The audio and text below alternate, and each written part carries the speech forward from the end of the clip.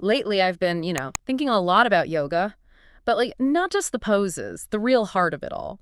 So we've gathered like a ton of info, the basic stuff, and then some really deep dives into the history and philosophy and like what it actually does for you. Hmm. Today, we want to cut through all that noise and give you a clear picture of what yoga really is. Right. We know you want that kind of knowledge that's like efficient, but also, gets you thinking, but without getting overwhelmed.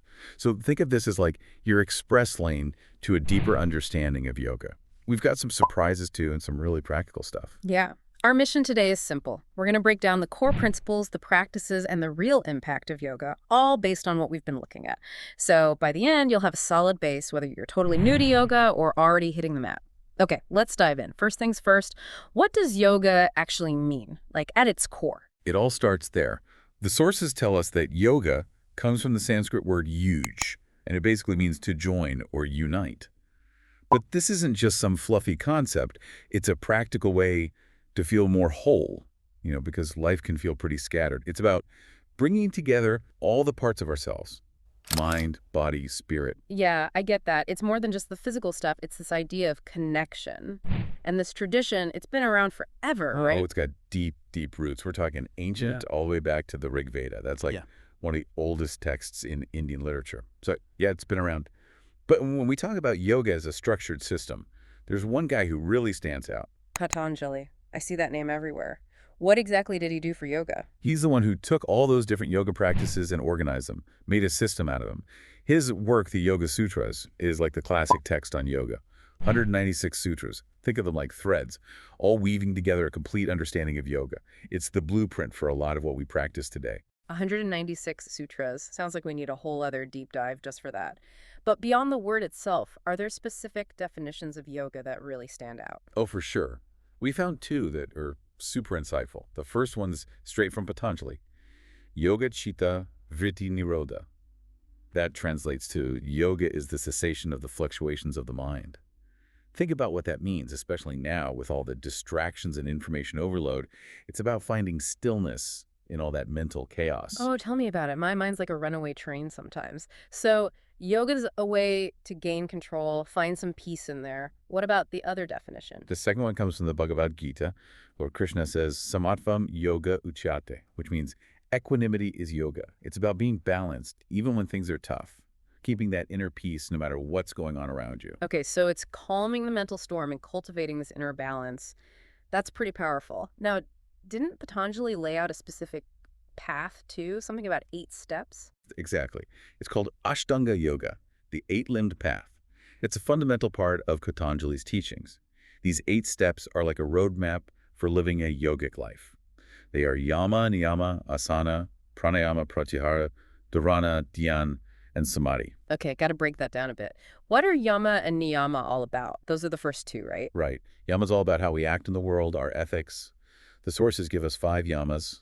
Ahimsa, which is nonviolence or like compassion for all living things.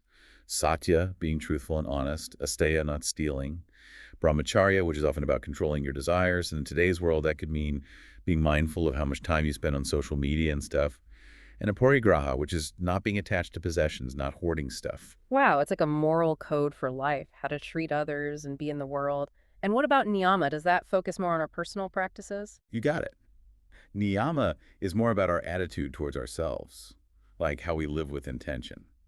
The 5 niyamas are sak, which is cleanliness, both inside and out.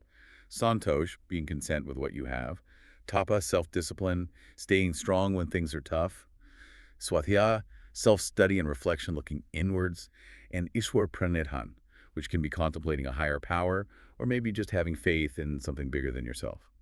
So yama's outward, niyama's inward. It's really cool how the eightfold path covers both our actions and our inner world. And it's interesting that sach, cleanliness, is under niyama, like it's our responsibility to take care of ourselves. Absolutely. Yama and Yama, they form the ethical foundation of a yogic life. They affect everything we do, how we think, how we act, way before we even get on a yoga mat. You mentioned the Bhagavad Gita before. How does that fit into all of this? The Srimad Bhagavad Gita is part of the Mahabharata. It's a dialogue between Lord Krishna and Arjuna right in the middle of a battlefield. Across 18 chapters, it's a guide to living a yogic life. Arjuna is facing a crisis, and Krishna gives him wisdom on doing the right thing. acting with detachment and a sense of duty. It's a really practical text, showing us how to find peace amidst all the chaos of life. So Patanjali is the framework and the Gita is the guide for actually living it out. I remember something about different types of karmas in the Gita. Yeah, the Gita talks about karmas, or actions, being influenced by three qualities: sattvic, rajasic, and tamasic. It's not just the action itself, but also your intention and the impact it has. Interesting. What are some examples of how these qualities play out? Well, this brings us to another key part of a healthy yogic lifestyle: food, or ahar. Just like actions, food can be sattvic, rajasic, or tamasic, and it affects our whole being, physically and mentally. You know the saying, you are what you eat? Well, it's like that, but with an energetic element too. I see. It's not just about calories and nutrients, but the energy of the food and how it affects us. And I noticed the source uses ahar. Is that more than just what we eat? Yeah, ahar is a bigger concept. It includes what we eat, when we eat, how much, where, who we're with, and how mindful we are while eating. Ideally, we aim for a sattvic diet and eat with awareness. It's all connected, isn't it? Our ethics, our mind, even our food. It shows how yoga is really a system for whole life wellness. Let's move on to what many people think of first, the poses, the Yeah. asanas. Asana, the physical postures, yeah, they're a big part, one of the 8 limbs. But the sources also talk about sukshama vyama. They're subtle warm-up exercises you do before the asanas. They help with stiffness, improve circulation, make you more aware of your body, and prep you mentally for the practice. Like tilling the soil before planting, right. And a lot of the asanas have such cool names, like they're inspired by nature. Oh yeah, totally. Like Madukasan, that's where you shape your body like a frog.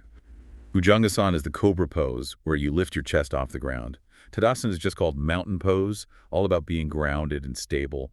And then there's Shirshasana, often called the king of asanas, because it's so beneficial and advanced. What about those seated poses you see people doing for meditation and breathing exercises? Those are like Padmasana, Sukhasan, and Siddhasan. They're great for pranayama and meditation because they're stable and comfy, so you can focus on your breath and stay present. And Chakrasan, or wheel pose, you start that lying flat on your back in a supine position. I've also heard a lot about Surya Namaskar, the sun salutation. It seems super popular. It's a classic, and for good reason. Surya Namaskar is a full-body workout, 12 asanas flowing together. You do it as a way of honoring the sun. And the benefits? It's a long list. Better circulation, stronger muscles, healthier organs, boosted metabolism and immunity, could help with weight, makes your skin glow, might even slow down aging and hair loss. And mentally. Relaxes your mind, reduces stress and anxiety, improves sleep, calms your thoughts, and helps with concentration and memory. It's basically amazing. Wow, it does it all, a complete practice in itself. And what about those hand gestures people do in yoga? Those are mudras. They're thought to direct energy flow in the body. You use them with asanas, pranayama, and meditation to enhance the effects and create specific mental states. Okay, let's talk about breath, pranayama.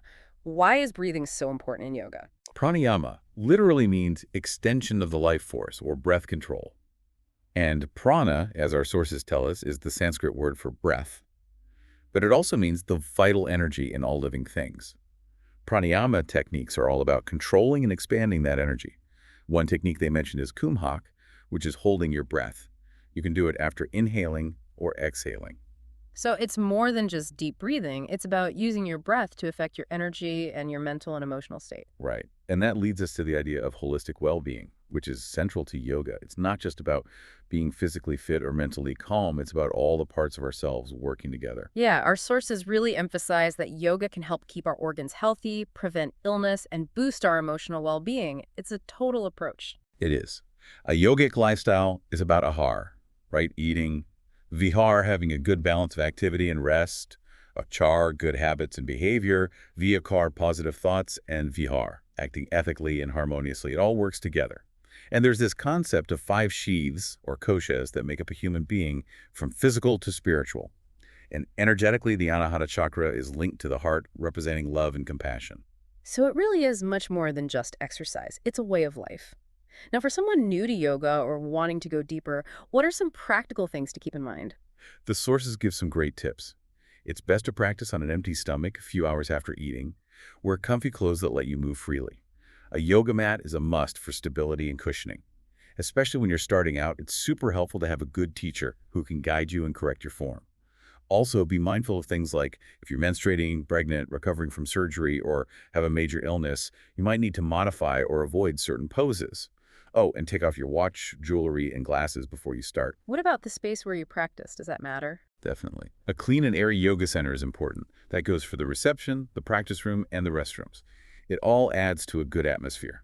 It's amazing how yoga has gone from an ancient Indian practice to something people do all over the world. The sources talk about how that happened. It's become a global phenomenon.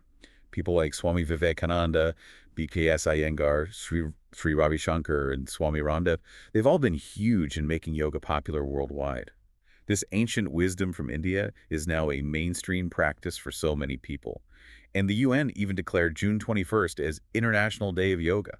That's a big deal. It's so cool to see how far it's come and how people are recognizing its benefits. Yeah, and more research is showing how good yoga is, not just for our bodies, but for our minds and emotions, even spiritually. It's being studied for managing illnesses, dealing with stress, and improving mental health. And anyone can do it, no matter your age or fitness level. Besides Patanjali's Yoga Sutras, are there other important ancient texts we should know about? Oh, definitely. The Hatha Yoga Pradipika by Swami Svatmaram and the Garan Samhita are also key texts. Reading them alongside the Yoga Sutras gives you a much deeper understanding of yoga. And it's interesting, they mention halasana, or plow pose, as being good for your thyroid gland. And speaking of anatomy, the sources remind us that our digestive system uses organs like the mouth, larynx, and pharynx, and that our arms and legs make up the appendicular skeleton. And of course, we can't forget Lord Krishna's definition of yoga from the book of Gita, Bhagavad Gita, which means yoga is skill in action. It's about being present and doing everything with intention. Oh, and the sources also talk about fasting in yoga. It's seen as a way to cleanse your body and mind, rest your digestion, practice self-control, and grow spiritually. It feels like we just scratched the surface, but we covered so much, from the philosophy to the practice to how yoga's impacting the world. That's what a deep dive's all about, right? Get the core ideas, and then you can explore further on your own. So for you listening, let's recap the main points. We talked about how yoga is all about union, its roots in ancient texts like the Rig Veda, and how Patanjali gave it structure. We explored those deep definitions about calming the mind and finding balance, and we broke down the Eightfold Path. We also looked at the Bhagavad Gita's wisdom for living a yogic life, the power of mindful eating with sattvic, rajasic, and tamasic foods, the amazing benefits of asanas and Surya Namaskar, how important breath and prana are, and how yoga is about whole being wellness, not just physical stuff. And lastly, we saw how it's spread across the globe and what to keep in mind if you want to practice. Exactly. It's a deep and rich practice with ancient roots and benefits that touch every part of our lives. So, think about this. Since yoga is all about connecting mind, body, and spirit, how could bringing even a little bit of this into your everyday life change how you see things and feel overall? And with yoga going global, what does that tell us about what people are searching for in today's world? Balance, inner peace, a sense of connection. We hope this deep dive has given you some good takeaways and maybe even sparked your interest to learn more about the wisdom of yoga. I hope so too. It's an incredible journey. Absolutely. And that's a wrap for today's deep dive. Thanks for joining us. It's been a pleasure.